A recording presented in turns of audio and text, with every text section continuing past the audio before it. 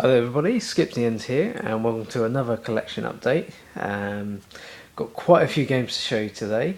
Now I'm going to start off with the DS games.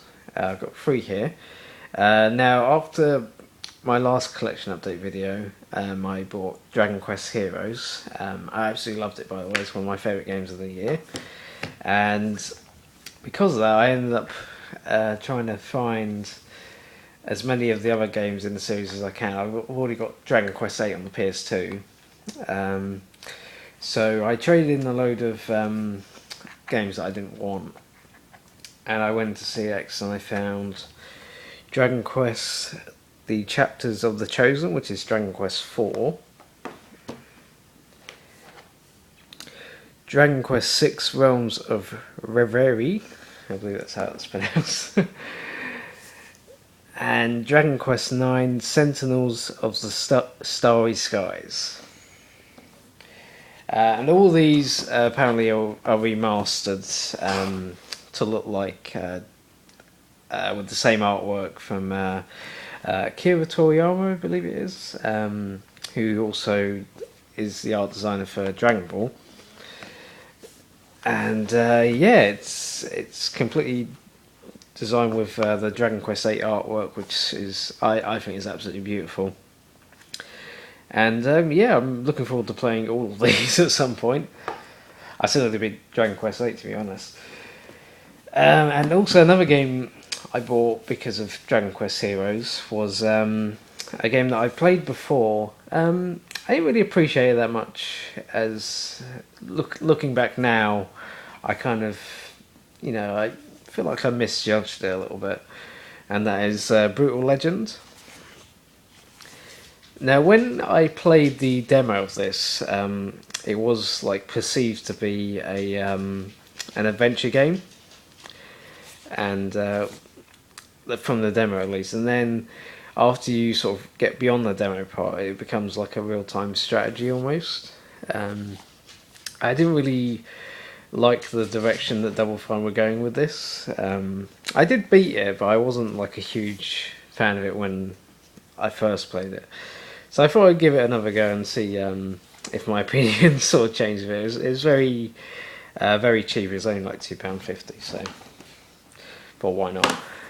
And also another game that I've beaten before, and for me, I actually prefer this to the original. And this is the Darkness 2. And I say that because I kind of prefer the art style. It's the sort of comic book design just suits this game so much better, because this game originated from a comic book, of course. So and yeah, you play once again Jackie Estacado, and this is a FPS with and you have these two things called the Darkness, who can sort of help you out if you sort of stay in the shadows, and they give you certain darkness powers, like the ability to like grab an enemy with like one of these things here and sort of throw it across the room, or grab like a pool cue and just like impale someone to the wall. And yeah, it's a lot of, even though it's an FPS, there's a lot of interesting abilities you can use to mix up the combat and sort of give you a chance if you're outnumbered. So yeah, it's a really good series. This first one as well is still good as well, but I feel that the second one improved on a lot of things. Right, next up we have the Uncharted Nathan Drake collection. This comes with Uncharted Drake's Fortune, Uncharted 2 Among Thieves, and Uncharted 3 Drake's Deception. Now, I've beaten all of these games previously on the PS3, and playing the first one again, I definitely approve of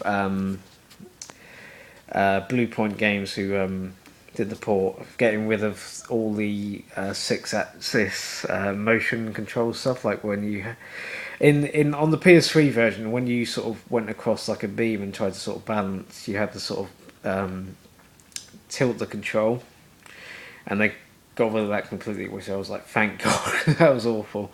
And also the grenade as well, you had to sort of move like the 6-axis like that, and then just to sort of throw it. Now it's all done with like the PS4 controller, which again, is a massive improvement. But yeah, I'd say the first one's probably my least favourite of the three. Uncharted 2 is definitely the best one, of course.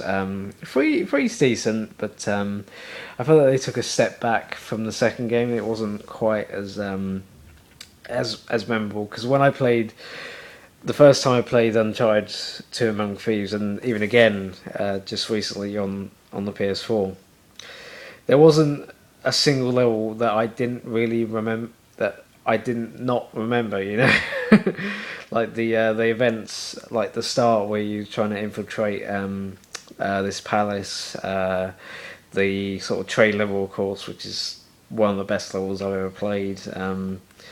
When you're going around with Chloe in the sort of Middle Eastern sort of streets, the sort of snow level in Tibet, where you're sort of infiltrating this sort of cave. So many great moments. I mean, in all these games, there's like all three games, there's certain moments that are special, but the second one especially is one of my favourite games ever, and I hope Uncharted 4 sort of follows suit with the second game. Right, next up we have one of my other favourite series, Mass Effect Trilogy. This is on the PS3, and this comes with, of course, Mass Effect 1, 2 and 3. This is actually I think this is the only way you can buy the first game physically. I know you can, I think you can download it digitally on the PS3, but this is the only way you can get it on disc. So, but again, like Uncharted, the second one is my favourite, and that will always be the case unless the next game in the series, Andromeda, blows it out of the water much. If it's anything like a game that I'm going to show you near the end of this video, then that'll be quite something. But he plays Commander Shepard, and you're a Spectre whose your duty is to protect the galaxy, basically. And you have several different companions of many different races, not just human, Quarians, Turians, Krogans, etc.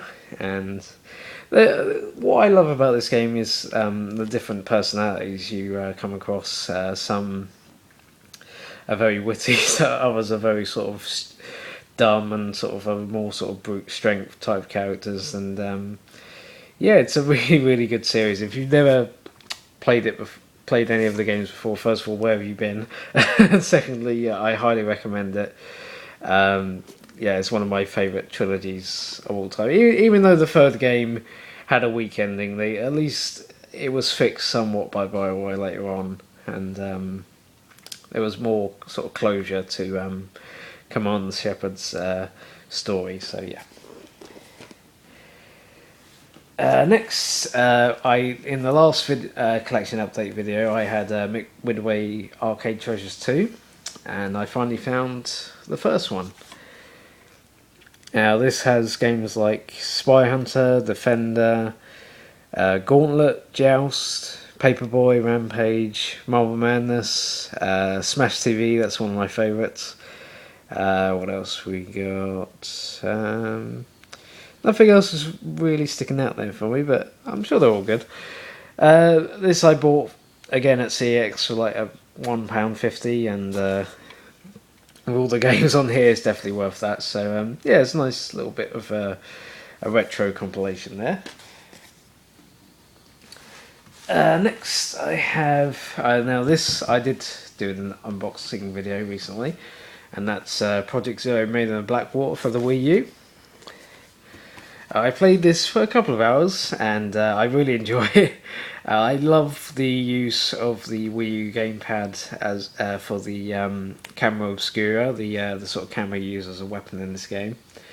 And I love the graphics are fantastic, especially the sort of water effects as you're sort of walking through the water. It just looks absolutely beautiful.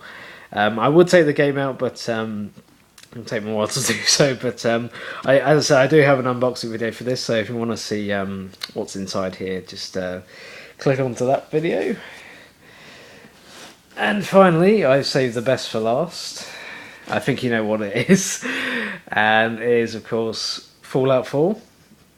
Now I bought the limited edition Pipboy edition. This comes with a steel case for the game. Just want to open it up. Bear with me. There you go. Comes with a small instruction booklet. It's also a poster with all the perks on there, which is quite good, and also I believe there's a season pass here somewhere as well. There we go. This is one of the games where I will definitely get the season pass, because I know, because if it's anything like the last two Fallout games with the DLC, then I'm definitely on board with that. Also, this didn't actually come with the Pip-Boy edition, but it sort of came. I sort of got it for free when I picked it up from game. This is a sort of little Vault Boy bobblehead. This is the charisma one, and a good thing, because if there's one thing my video needs, it's more charisma. But it's pretty cool. It'll go quite nicely with this little guy, my Agent 47 little collectible there. And finally, of course, just bear with me one more time, because this is the biggie. This is the Pip-Boy sort of case itself, where all the stuff, including the Steelbook case for the game, all came in. Let's put that back. And there, of course, we have the actual Pip-Boy itself, where you basically put your arm in just there, and you actually put your phone in, iPhone, whatever, Samsung Galaxy, whatever, and with the Fallout app, you can sort of download, and it almost feel like you're actually using a Pip-Boy in real life. But you can legitimately use the app to sort out your inventory and stuff. So yeah, it's pretty cool. I don't usually get limited editions, but this, along with Project Zero, but that was only because that's you can only get the physical release of that. I sort of make a few exceptions, because Fallout 3, again, like Uncharted and Mass Effect 2, is one of my favourite games of the last generation, probably ever. So, and I know that Bethesda, after Skyrim, we're going to do a lot of good work with this, especially as this is like the first game they're making for the next gen systems. I knew this was going to be more than worth the asking price. So yeah, that is it from my collection update for the 13th of November. I hope you enjoyed it, and I will see you next time. Probably not with as much stuff as today, but yeah, we'll see how it goes. Take care, everyone. Bye bye.